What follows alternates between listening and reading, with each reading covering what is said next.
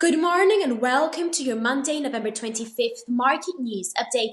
Bitcoin steadily heads on to test the 100k resistance as exuberance floats through crypto markets. Euro rebounds swiftly from two-year lows, yet negative sentiment drives the common closer to parity. Gold's 5-day winning streak snapped despite the dollar's pause. Despite the escalation of tensions between Russia and Ukraine, crude fluctuates unobstructed around the $70 per barrel area. Cocoa futures rallied to three-month highs as supply concerns re-enter the market. PBOC decided to keep its MLF rate unchanged for the second consecutive month, disappointing investors. Finally, President Trump nominates Scott Bessent as U.S. Secretary of Treasury. That's all for now, and stay tuned for tomorrow's market update.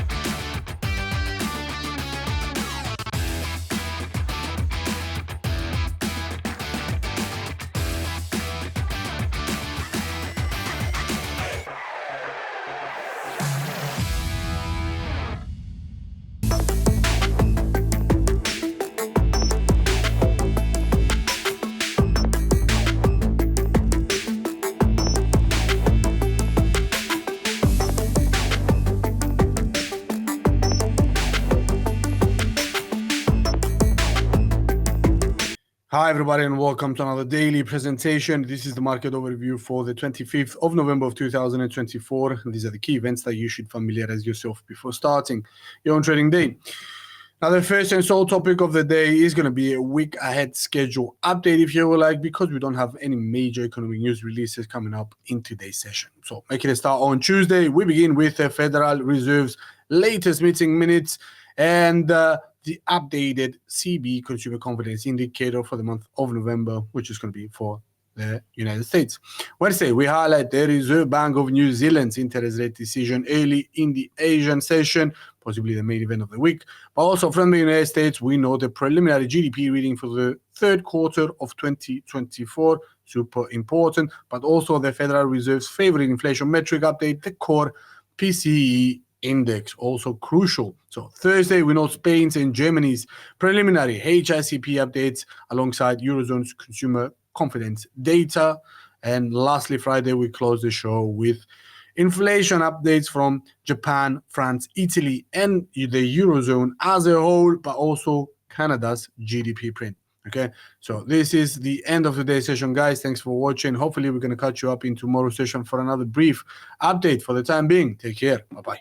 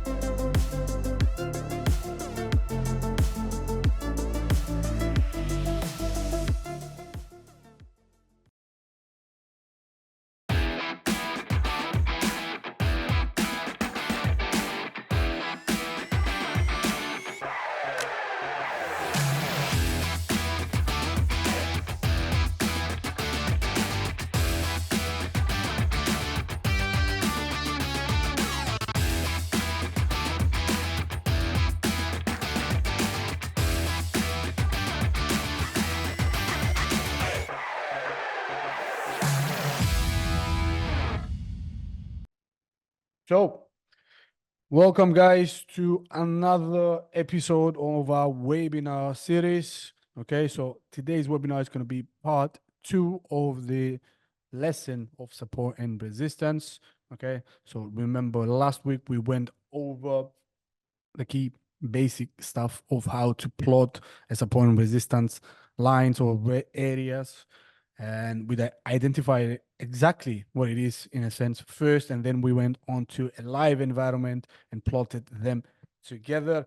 It was nice to get some sort of feedback from you guys and some sort of interaction on what instruments you would like me to go over.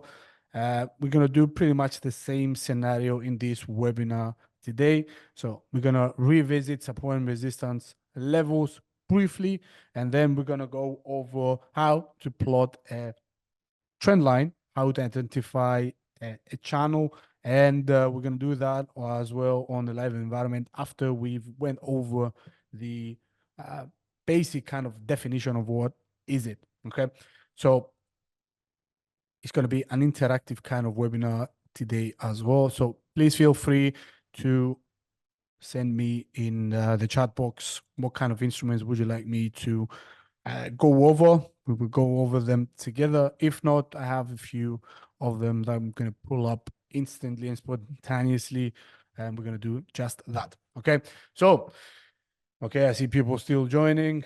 Welcome, welcome. So let's make a start. Support and resistance levels, part two. We're going to focus on trend lines and channels. Okay, so this is a quick risk warning and a disclaimer. You can read this at your own time. Let's not waste time on this. Okay, so this is in a sense an overview of what we will go over in this session. Okay, so this is the agenda for today. So if you can look on the left-hand side of the chart, we have charting analysis, two categories, and the other one is mechanical analysis on the right-hand side. Last webinar, we went over support and resistance levels. Today, we're going to focus trend lines and channels. Okay, all the other stuff are going to come up in future webinars, so feel free to join if you like, obviously. Okay, so brief recap of what support and resistance is. Okay, so support level, or much more easily comprehended as an area rather than a specific level. You heard me talk about this last webinar. So it's a level or area on the chart where buying interest is sufficiently strong to overcome selling pressure. Okay, so in a sense, there is a pile up of buyers at that specific area or that specific level that does not allow the price to fall onto lower ground. Okay, this is where support area is. Okay, so in a sense, a decline is halted and prices turn back up. Super simplistic, and a support level is identified beforehand as a previous retraction low. Okay, so we talked about retracements as well in the past webinar. We're gonna go over that with this webinar as well. So feel free to ask questions if you don't know what it is and what we're talking about. We are more than happy to clarify. Okay, but for the time being, I presume everything is super simple. Okay, so resistance is pretty much the opposite of support. So it represents a price level or an area where selling pressure overcomes buying pressure. Okay, therefore, the price advance is what we call halted or stopped or turned back if there is sufficient uh, selling pressure. Okay, so a resistance level is identified by a previous peak, and we have gone over the live environment together. And remember, last time I used to plot resistance and support levels on only one point, and we're talking about extremes. Okay, those are appropriate areas where you can place support and resistance level on the macro framework that will help you to, in a sense, have a visual illustration of where would you reasonably expect the price action to stall. Okay, so that applies to both support and resistance levels. So you have a visual illustration on the right hand side of the slide. So a support area is a level in this kind of case. This is a line, okay, where you see price action bouncing from. Okay, tested once, okay, failed to break below, tested, okay, rebounded to higher ground. We see bulls the bears taking control over the price action once again, failing to break below twice, same thing, okay, 3 times, and the movement is kind of retraced in this kind of case, okay? So 3 levels, 3 touches is what most traders consider to be the most appropriate, if you would like, or the most valid. Some people like to work with 2 touches, okay? That constitutes support as well. 3 touches, obviously, more is better in this kind of case. 4 touches, even more good, okay? So the opposite case here can be made about resistance, strong buying pressure, price is halted at this kind of level, okay? Retraces, okay, to lower ground. Bulls have a second attempt at breaking this level. They failed for the second time. Another pullback, much deeper pullback in this kind of case, okay? Rebound, okay? Drive for the 3rd time. Bulls are driving for the 3rd time the price action to higher ground in order to break this level. Miserably fail, and the price action retreats to lower ground. Therefore, we brand this as a valid resistance area or resistance level, okay? So something else to keep in the back of your minds is that whenever a support or a resistance level is broken by, and this is the criterion here, significant amount. So we're not talking about making this, talking about making a substantial kind of move, visually substantial kind of move. They tend to reverse their roles and become the opposite. So if failed once, failed twice, and then the 3rd time you see breakout above this kind of level, this area that was formerly resistance now becomes support, okay? So they have this kind of interchangeability to them, okay? In other words, a resistance level becomes a support level once it's broken, and a support level becomes a resistance again once it is definitively broken, okay? We're not talking about a small wick and an upshot and then pullback, okay? So you need to have substantial break above and a closure above that level that was acting as a support or a resistance level in the past, okay? So pretty simple. Let's move on to primarily today's focus. We're going to talk about trend lines. So trend, in a sense, is what we call the direction of the market, okay? So market moves are characterized by a series of zigzags. If you pull up a chart, you're going to see exactly what I mean. And these zigzags generate a series of successive peaks and successive troughs, okay? Depending on the direction, okay? We get what we call in the markets an upside kind of move, an uptrend, a downtrend, or a sideways kind of motion, okay? So it is the direction of those peaks and troughs that constitutes a market trend. So therefore, these are what we look for on a chart in order to plot a trend line. And in a sense, the trend line serves as a visual illustration of where the market is headed, okay? Does not provide you with any foresight or any kind of clear indication of where the market is going to move towards to next, but still, you, in a sense, identify the trend. And the reason why we identify the trend is because there are 3 idioms that are widely used in technical analysis and more in general in trading, is that you often hear people say that you need to always trade with the direction of the trend, okay? So once you have an established move, best thing to do is go ahead and capitalize on that kind of direction rather than just being ready to go against it, okay? Be a contrarian. That comes into future plays as well. If you start to identify and understand how these kind of moves work, okay? Once you identify where the market, at what stage the market is currently trending at, once you get good at that, then you can start going against the market. For the time being, if you're a novice trader, please stick with trading with the trend. Super simple. It's hassle-free. And most of the times you, if you identify correctly where the market is headed to, you can capitalize and make some serious gains on it. Okay. So comparison to being a contrarian and waiting for market reversals and all that kind of stuff.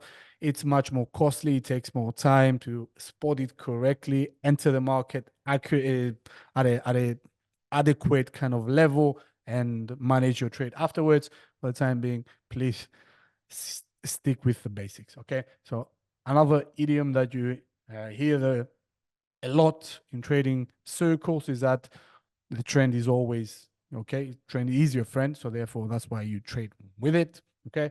And another one is don't go against the trend, because you can get burned out kind of quickly if, for example, you don't identify correctly a market reversal. Okay. So it's the safest option to trade with a trend. And these are kind of wisdom words, wisdom kind of parabolas that are used by traders that have been there and done that. They know better. Okay. So these are some unwritten kind of rules that are relatively good to abide by. Okay. So the concept of a trend is very important, as many traders rely on the existence of the trend in order to predict price movements. And once again, here you can extrapolate that we're talking about. Once a trend is established, you need clear evidence of that trend coming to an end before placing a contrary kind of view. So for the time being, once a trend, a primary kind of movement has been created, the best thing to do is assume that it's going to continue going that direction up until a point where you see clear evidence that no longer serves this kind of assessment. Okay. So next slide talks about what kind of types of market directions you have. You have main three directions in the market. You have what we call upwards kind of moving market, downward moving market, and a sideways moving market. So they're pretty obvious. Okay. So we're talking about upwards trending market or instrument or asset or whatever that is. We're talking about making consecutive higher highs and higher lows. You're going to see that with a visual illustration. When we're talking about a downward trending market, we're talking about lower highs and lower lows, whereas the sideways kind of market is the trading range. In other words, what we call a trading range. So you see a price action bouncing between two levels, two horizontal levels or lines, if you would like, and the price action is stuck between there, having no direction whatsoever. Okay, so if the market is not trading upwards or downwards, it's trending in a sideways kind of fashion. Okay, sideways motions or sideways phases are just that, phases. They're temporary. You can contextualize that as a temporary pause of the market. Okay, towards either direction. So it's a temporary halt of the price action where you see buyers and sellers trying to identify what's the most appropriate price for that specific instrument. So once those levels, those areas, because we're talking about a sideways kind of motion, once those areas are exceeded, okay, either to the upside or the downside, then a trend is kind of established. Okay, so you can again, remember sideways motion as a temporary pause of price action. Okay, so trend lines are, in a sense, used to identify these very directional movements of prices. So we're talking either upside, which is upwards, downwards, or sideways, to, in a sense, mark a trend. Again, visual illustrations plotted on a chart in order for your eyes, okay, to look at that and say, oh, you know what, it's going that way, or it's going the other way. Okay, those are the reasons why we use trend line. Okay, so the slope of the trend line or the trend can be used in order to grasp the rate of price changes. So a steeper, okay, price action, okay, steeper consecutive higher highs and higher lows gives you an indication that market obviously has a lot of volume and a lot of liquidity, and price action is primarily driven by the bulls. Therefore, you want to capitalize upon that bullish kind of momentum and strength, and the price action ensues and moves to higher ground. Opposite is also true for a downward moving market. So the slope of the trend line says a lot as well.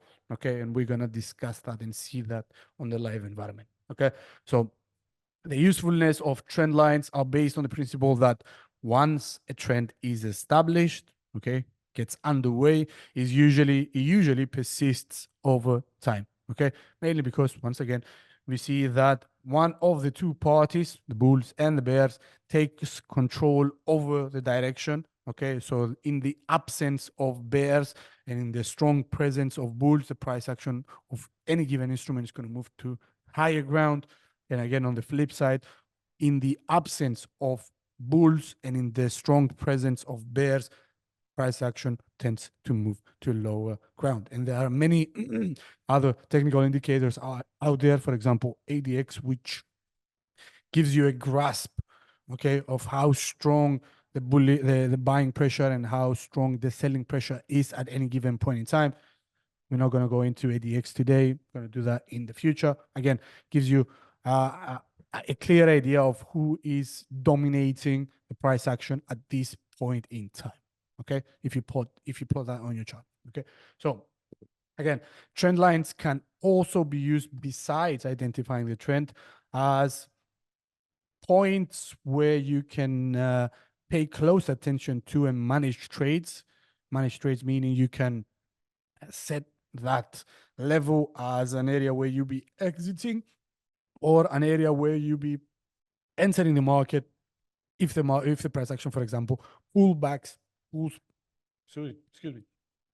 the price action pulls back on an upwards moving trend line. Okay, so again, if this is not clear, please bear with me. You're going to see that live. Okay, so trend lines can be used to manage trades, identify entry and exit points by focusing on what we call trend line breaks.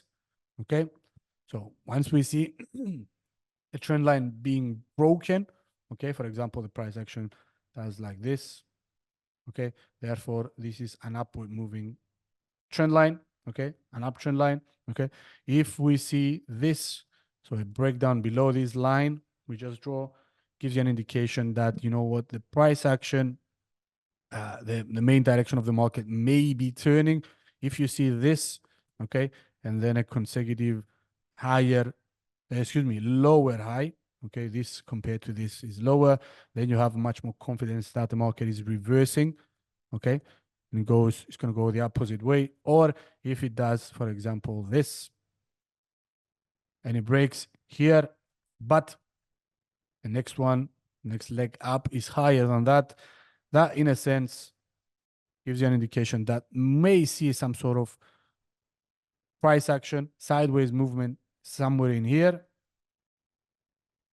or it's going to extend to high ground, or you can treat that depending on the situation. Okay, so trend line breaks, obviously opposite is also true. If you see price action breaking above a descending kind of trend line, you have an indication that, you know what, the primary move of the market may be coming to an end or may have come to an end. You need extra validation, okay, in order to declare that the market is going to reverse from here and go that way. Okay, you need to see consecutive higher highs and higher lows. Okay, we're going to discuss that. And that is the importance also of the trend line. For example, if you see the market doing this, rising, coming down to this kind of level, which is an ascending trend line, once again, you can use this bounce for you to enter the market and capitalize on the main trajectory of the market. Okay, so this is what we call trade with a trend. So anticipating where and when the price action is going to pull back towards that already drawn trend line, and I wait for those moments. And when you see a confirmation that is bouncing from that trend line, then you enter the market, go long, and capitalize on the main trajectory of the market. Okay, we will visit them soon. Okay, so that's how you use trend lines in a sense. That's an alternative way of using trend lines. The primary reason why you use trend line is to identify the trend. Okay, so what is we noted there are three categories: upwards, downwards, and sideways. Let's visit them specifically and see and define what they are. Okay, so an uptrend is in a sense a series of consecutive higher peaks. okay, or higher highs, depending what you call peak or high, same thing, and consecutive higher throws. Okay, this is a peak. Okay, easy to identify, and this is a fresh higher throw. Okay, you can see that they are higher compared to the previous one. Okay, this is higher, slightly higher, higher, higher. Okay, so consecutively higher highs and higher lows. This is what an uptrend moving market is. That's how you classify where the direction of the market is headed to. Okay, so an uptrend line is constructed by connecting two or more higher lows. The line is extended into the future in order to act as support during the development of the trend. Okay, now it signals bullish sentiment. In other words, the prices are likely to increase, and traders look to buy the pullbacks near the trend line. Okay, I think it's super clear. If not, guys, please let me know in the chat. Okay, so a downtrend is obviously the complete opposite, a series of consecutive lower peaks and consecutive lower throws. Okay, so a downtrend line is constructed by connecting two or more lower highs. Okay, so this is one, this is lower high, a lower high here. Okay, and that's why you connect the trend line on top of these lower highs.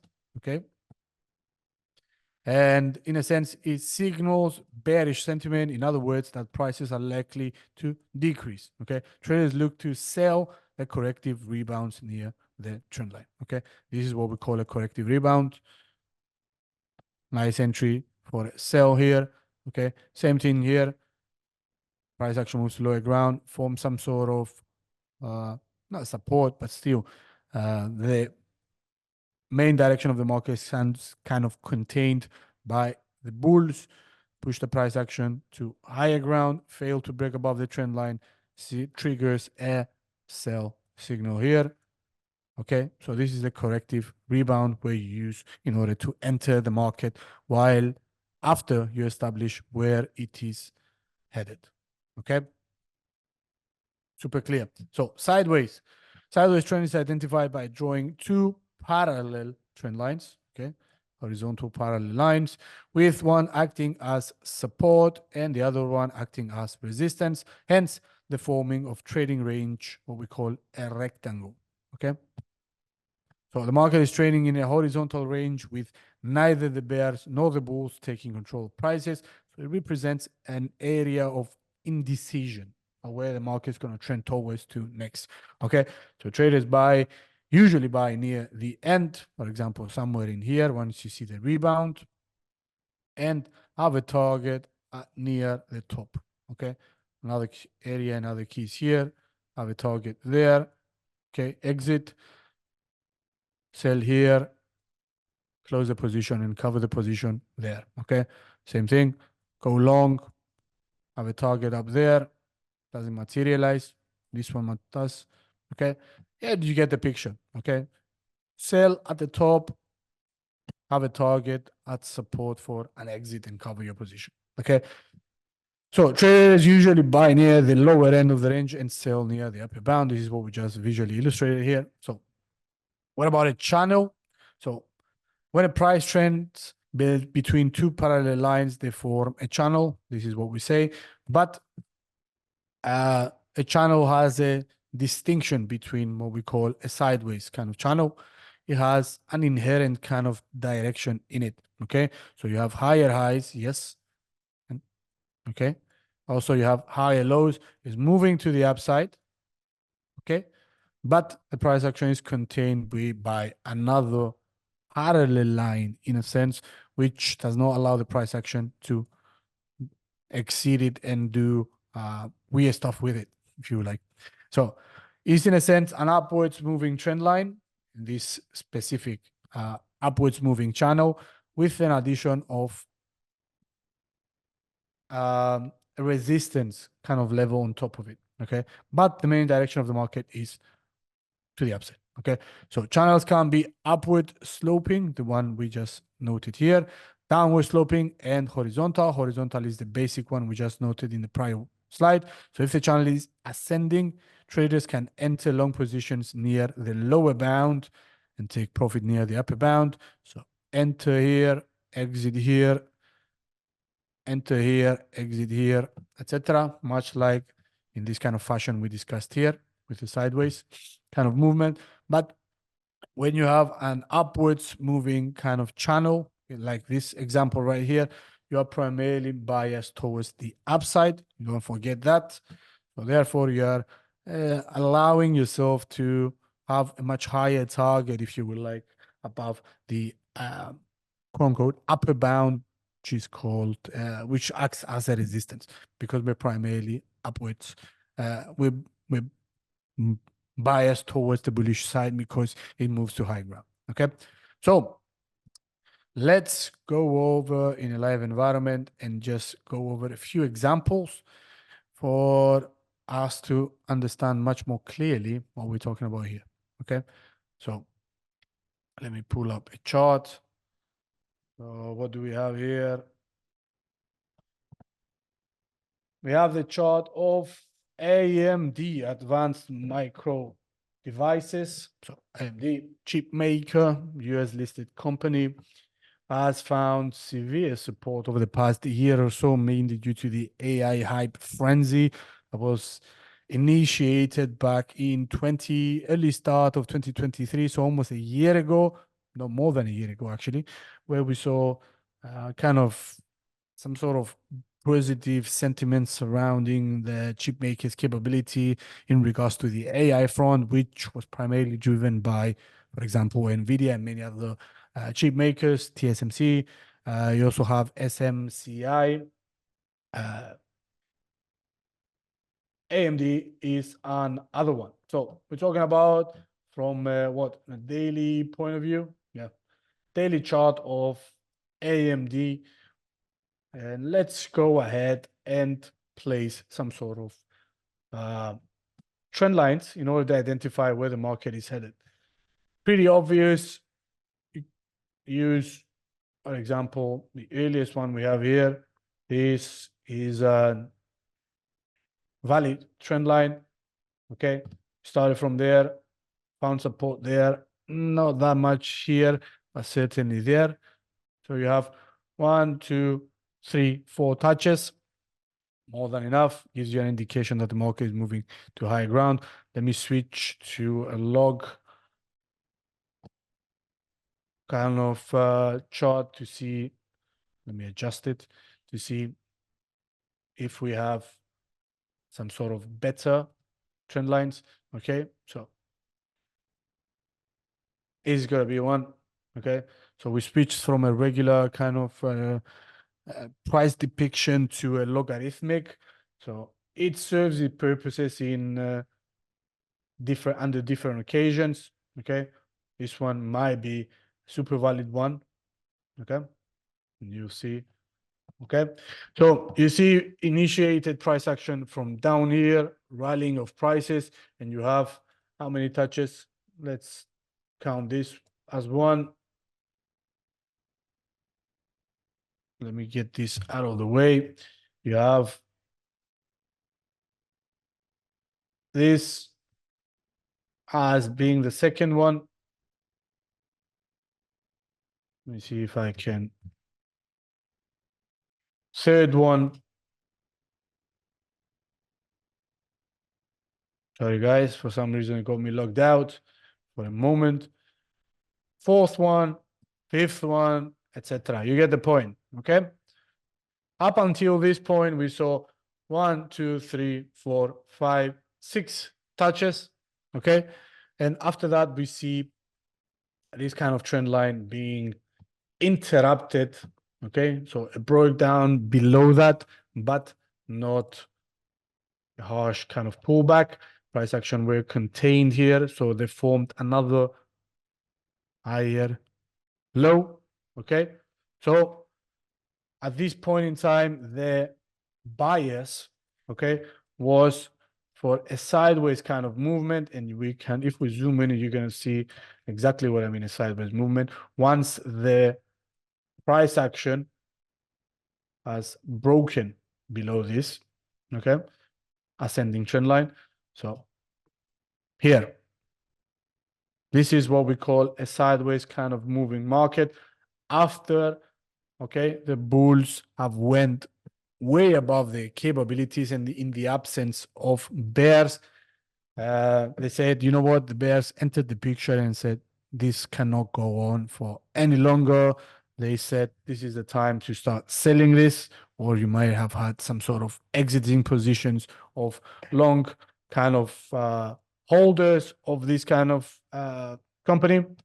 So the breakdown below, or okay, the price action smashing this kind of ascending trend line signals that, you know what, there is a period of pause that's going to take here, and we expected to see some sort of consolidation there, and this is what essentially happened with AMD. They managed to form another higher low and continued from there onwards, okay, and also see that in the same fashion, the okay, once a descending, ascending, or a descending, in this kind of case, it's an ascending trend line. Once an ascending trend line is interrupted, okay, and the price action goes through a stalling kind of period, it trades within a close trading range, you have the same kind of properties as support and resistance levels have. So you can use a trend line as a support line as well to time your entries. For example, you had this second one here. The third time, you would expect to see the, give me 1 sec. So let's do it 16. So once, let's zoom in this kind of area here. Once you see that the price action rebounded from that support, that ascending trend line, and it's heading to higher ground, you can enter the position there and have a target, for example, somewhere up there for the challenge of this former peak, and have this support, this trend line as a support area for you to exit your position. So in a sense, you play the retracements here. So you await for the rebound from, okay, this upwards moving trend line. You time the market nicely and extrapolate that the price action is going to move to high ground since it rebounded from this ascending trend line. And you set your sights on, for example, the former peak as an area where you would exit the position. This is a traditional lovely play. So a risk reward ratio of 3.6. My books is very nice. So why does he keep kicking me out? Okay. So that's one way to do it. Okay. Also, you can, in a sense, await for the next one. Same thing. Pull back towards the ascending trend line. Assume that you're going to find support. Prices are going to find support at this kind of level. Once you see the confirmation that the price action has broken, okay, this is somewhere in the 26.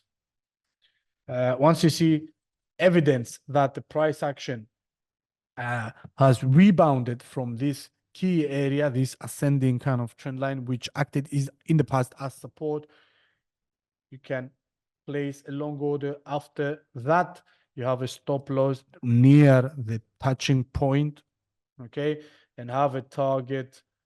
For example, in this kind of case, we didn't have because it was uncharted territory. Or maybe, let me see, let's go further back. Does it coincide with the former peak? No. Okay. So maybe your target would have been somewhere in here. Risk reward ratio of 2-to-1, not that great. Okay. Since the price action is moving to higher ground, you can use, for example, moving the MACD for the timing of your exit. Okay. So entering the position here, for example, have a target up there. I know it's uncharted territory, and this is we're talking about this in hindsight. So let's be humble and have a target up there using this area which acted in the past as a resistance level, we just saw. So a risk reward ratio of 1.9 to 2, not that good, but still, that's one way to play it. But you can play it much more nicely on the second retracement back towards the ascending trend line, which is the area here, coincides with the former resistance level that has turned into support. So this is a valid entry point in my eyes. Risk this much, okay, and have a target up there, which was the former peak. Risk reward ratio in this kind of case was 2.6. Very nice. Okay, I ideally go for 3-1, but in some sort of cases when it's super obvious that the upwards moving momentum is superiorly stronger than the selling pressure of the bears, you tend to stay a little bit more longer in this kind of position since you're bullishly biased. So that's one way to play it. But if you come up at this point, you see that the price action retreats to lower ground, but it breaks below this kind of area. Let's zoom in on this kind of trading range to see how you could have just capitalized on this kind of sideways or this kind of trading range, price action, trading within range. Okay, so we use this. Is that a spike? No, let's use this kind of area.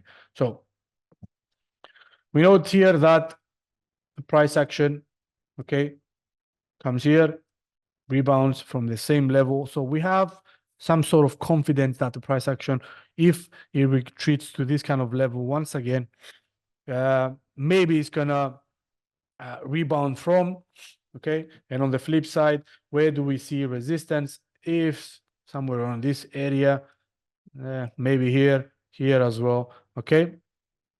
And we look for these areas when we make projections, okay? So assume that price action will moving to higher ground. We see some stalling of the price action and you see the breakdown below the ascending trend line, okay? An area, a line that was tested multiple times in the past and has managed to, and we saw the price action rebounding from, okay? So that's certainly an important indicator that maybe the trend is shifting or is undergoing a sort of halting kind of period. So the channel maybe start to being formed. Okay, so once we saw once and twice, so rebounding from here, but finding resistance there. This area down here, these two areas more specifically, would have been nice for you to time the market, okay? Use the lower bound of the channel as your target, okay? And the upper bound as a take profit kind of order. So a risk reward ratio of 3.72, that's very nice. And see, in this kind of case, we didn't manage to go all the way up, okay? So maybe you would have exited the position somewhere in here, fearing that the price action is going to move to lower ground. So adjust accordingly.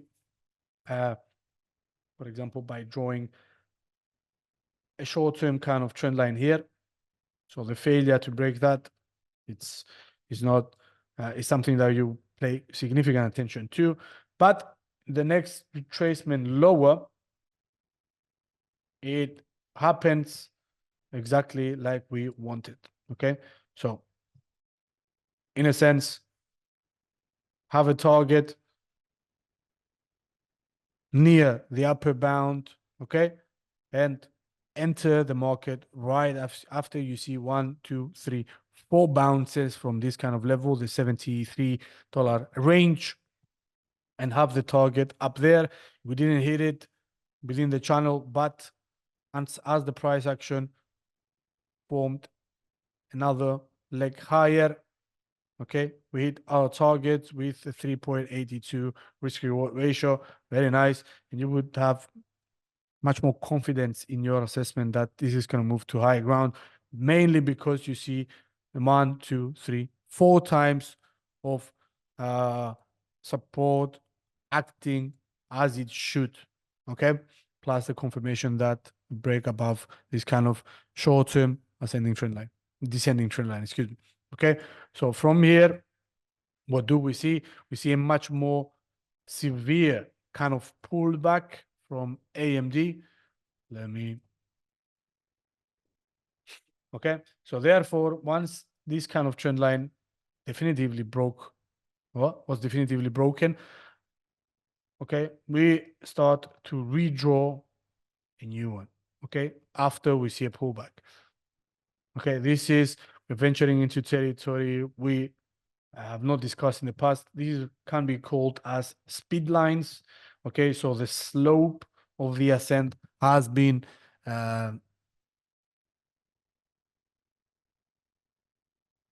not hurt, but has been impeded. This sharp ascent has been impeded, and now prices are rising at a much slower pace compared to the first initial kind of move. So we have that area acting as the first point, second touch, third touch, and fourth touch down here. All these, okay, areas have acted, okay, as potential entry points for you to capitalize upon the upside, because you get the confirmation after this retracement, okay, this sharp retracement, that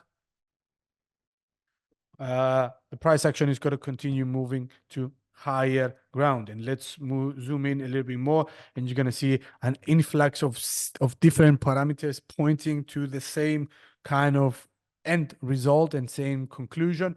So this area acted as a resistance level in the past. It was broken above it, okay, and we got the confirmation that the price action is going to move to higher ground. We see the retracement of the price action, okay, the pullback of the price action back towards this level, and it fails the first time to break below it. Hence, we draw that kind of ascending trend line, okay?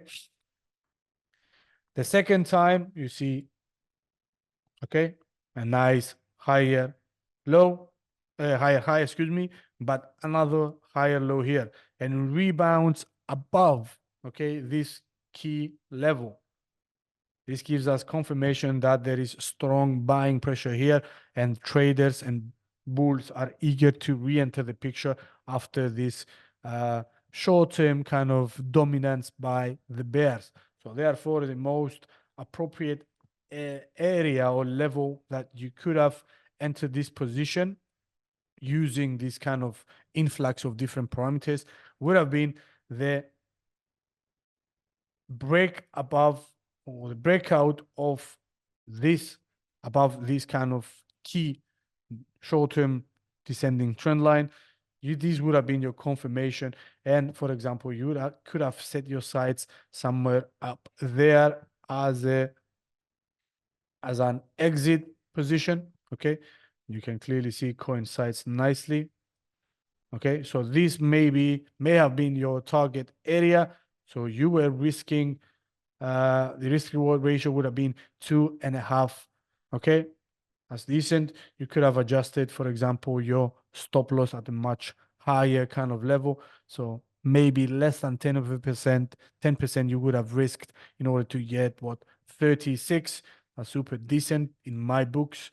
Okay, so the optimal place that you could have entered and capitalized upon this would have been after the definitive break above this kind of descending trend line, after the formation of 2 consecutive higher lows, okay, and the break above this kind of area as well, which was the former peak. Okay, so somewhere in here would have been the most ideal place to enter this long position and capitalize on the upside.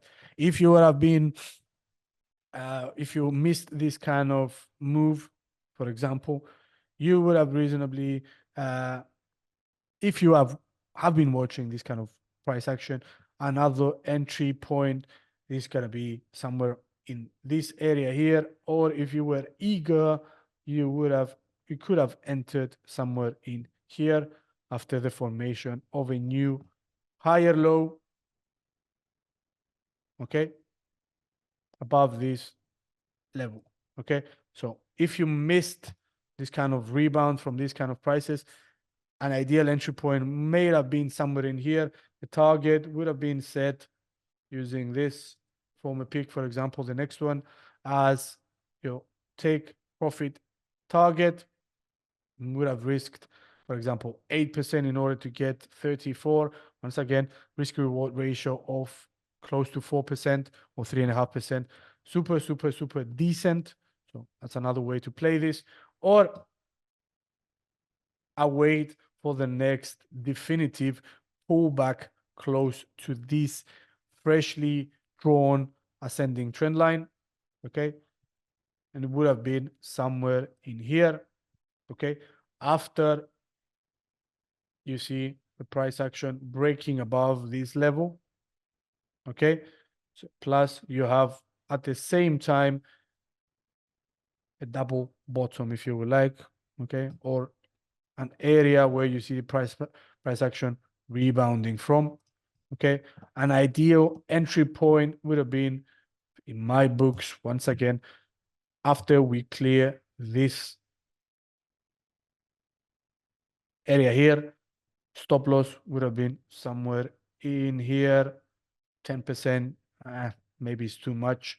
And you would have had a target for an exit somewhere up there. Okay. Because this is the former all-time high. This is definitely going to be some sort of resistance there. Apparently not. We have broken definitively above that. So in this kind of case, a risk reward ratio would have been 4.68%. Superb.